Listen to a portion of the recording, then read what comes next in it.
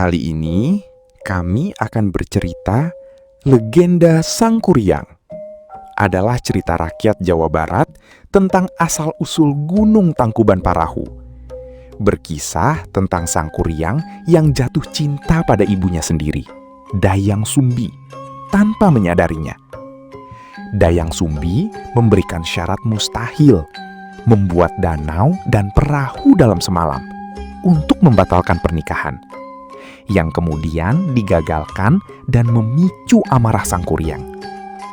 Selamat menyaksikan. Jauh sebelum Sangkuriang lahir, dahulu kala ada sepasang dewa dan dewi yang melakukan kesalahan. Mereka lantas diusir dan turun ke bumi, dikutuk oleh Sang Hyang Tunggal, hingga keduanya berubah wujud menjadi binatang. Sang dewa berwujud anjing bernama Tumang, dan sang dewi menjadi babi hutan bernama Wayung Hyang. Mereka harus menetap di hutan sementara waktu sebagai hukuman. Mereka juga harus bertapa untuk memohon ampun agar diizinkan menjadi dewa dan dewi seperti sedia kala. Dalam masa pertapaan tersebut, Wayung Hyang yang kehausan berhasil menemukan air dalam sebuah batok kelapa, lalu meminumnya. Ternyata air yang ia minum adalah air seni milik Raja Sungging Perbangkara yang sebelumnya tengah berburu di dalam hutan. Setelah meminum air seni tersebut, Wayung Hyang hamil dan melahirkan putri yang sangat cantik. Suatu hari, bayi perempuan tersebut ditemukan Raja Sungging Perbangkara di tengah hutan. Raja pun membawa bayi yang tak lain adalah putrinya sendiri tersebut ke kerajaan tempat ia tinggal. Bayi cantik itu kemudian diberi nama Dayang Sumbi, yang kemudian tumbuh sebagai gadis yang sangat cantik jelita. Dayang Sumbi inilah yang dikenal sebagai ibu dalam cerita Sangkuriang. Karena kecantikan tersebut, banyak pangeran dan para raja yang akhirnya saling berselisih karena memperebutkan Dayang Sumbi. Dayang Sumbi sendiri tidak berminat pada siapapun untuk dijadikan pendampingnya. Akhirnya, putri cantik itu mengasingkan diri ke bukit, ditemani oleh seekor anjing yang tak lain adalah Tumang, dewa yang sebenarnya masih dalam masa hukuman. Dayang Sumbi suatu hari tengah menenun kain. Ia malas untuk mengambil peralatan tenunnya yang jatuh ke lantai. Tanpa berpikir terlebih dahulu, ia langsung berucap bahwa siapapun yang mengambilkan alat tenunnya akan ia jadikan suami, bila memang penolongnya berjenis kelamin laki-laki, dan bila yang menolongnya ternyata berjenis kelamin perempuan, maka akan ia jadikan saudara. Tanpa disangka-sangka, alat tenun tersebut diambil oleh Tumang dan diberikannya benda itu kepada Dayang Sumbi. Dayang Sumbi pun harus menepati janjinya dan menikah dengan Tumang yang seekor anjing jantan. Tumang inilah yang kemudian dikenal sebagai ayah dalam cerita Sangkuriang. Akibat pernikahan itu, kerajaan merasa malu dan akhirnya mengasingkan Dayang Sumbi beserta suaminya, Tumang, ke hutan. Disinilah Dayang Sumbi lambat laun menyadari siapa Tumang sebenarnya, karena setiap bulan purnama tiba, Tumang bisa berubah ke wujud aslinya sebagai dewa yang sangat tampan. Dari pernikahan Dayang Sumbi dan Tumang, lahir seorang anak laki-laki yang kuat dan berwajah tampan bernama Sangkuriang. Sangkuriang diceritakan selalu pergi kemanapun ditemani oleh Tumang, ayah kandung yang tidak dikenali olehnya karena berwujud binatang. Cerita Sangkuriang yang sebenarnya berawal dari saat Dayang Sumbi ingin memakan hati rusa. Sangkuriang akhirnya berburu rusa ke dalam hutan ditemani oleh Tumang. Namun, perburuan tersebut tidak membuahkan hasil, hingga akhirnya Sangkuriang melihat babi hutan yang sangat gemuk.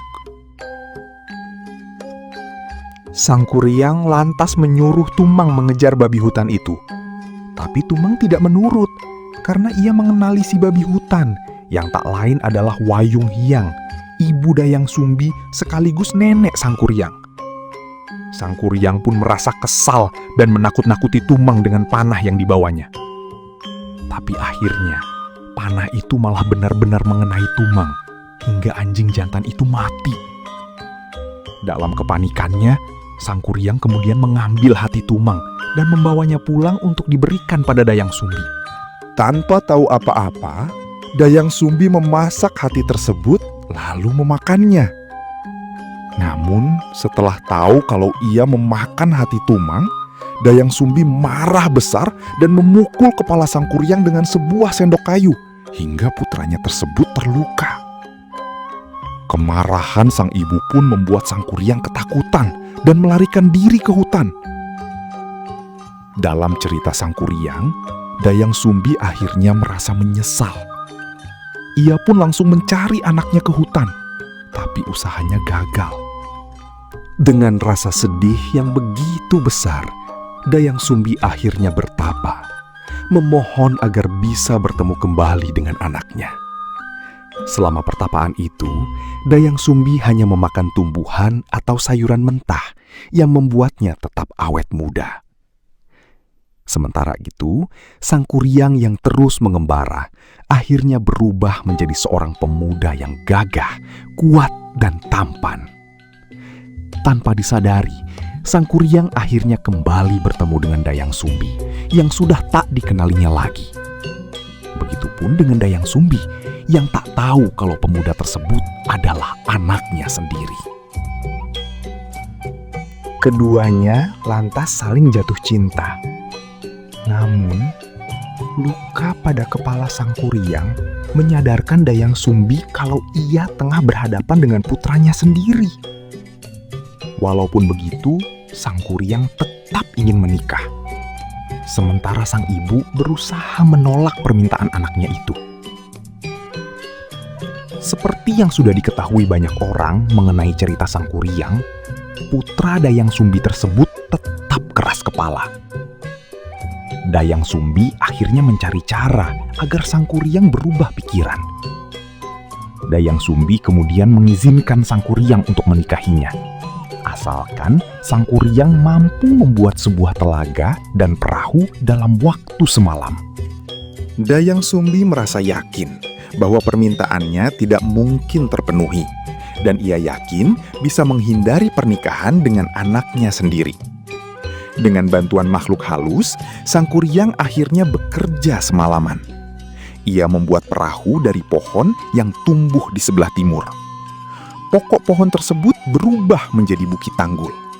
Ranting-ranting pohon yang dibuang kemudian ditumpuk di sebelah barat yang kemudian menjadi gunung Burangrang. Perahu hampir selesai.